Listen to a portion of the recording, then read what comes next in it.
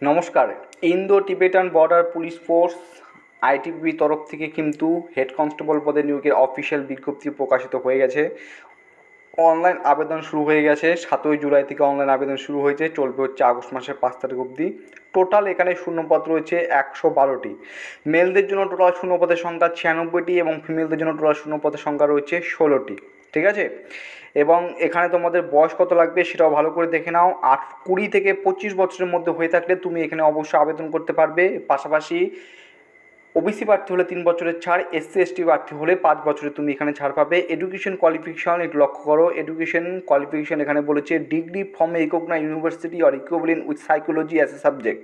সাইকোলজিতে তুমি যদি ডিগ্রি অর্জন করে থাকো তাহলে তুমি এখানে অবশ্যই আবেদন করতে পারবে, অথবা degree from a recognised university with bachelor of education or bachelor of teaching or equivalent. তো এই সমস্ত বিষয় ডিগ্রি থেকে থাকলে তুমি অবশ্যই কিন্তু আবেদন করতে পারবে।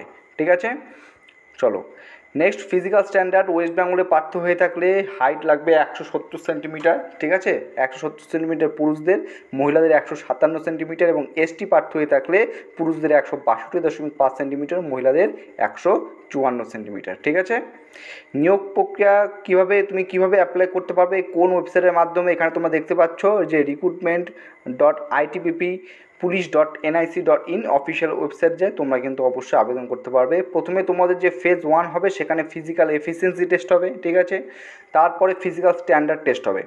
তারপরে ফেজ 2তে হবে তোমাদের হচ্ছে রিটেন এক্সাম। ফেজ 2তে কী হবে তোমাদের, ফেজ 2তে হবে হচ্ছে রিটেন এক্সাম। তারপর যেটা হবে ফেজ 3, সেটা হবে হচ্ছে verification of original document verification হবে।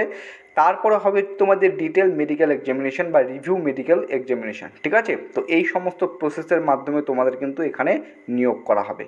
ইন ডিটেলস আমি এই যে নোটিফিকেশনের আছে 24 পাতার পিডিএফ নোটিফিকেশন, সেটা আমি আমার টেলিগ্রাম চ্যানেলে পোস্ট করে দেবো। তোমরা প্রত্যেকে দেখবে এবং তোমাদের মতো যদি ভাবো যে হ্যাঁ এই সমস্ত যোগ্যতা আমার রয়েছে, বয়স রয়েছে, আবেদন করতে পারবে, অবশ্যই তোমরা আবেদন করবে। ঠিক আছে, চলো, জয় হিন্দ।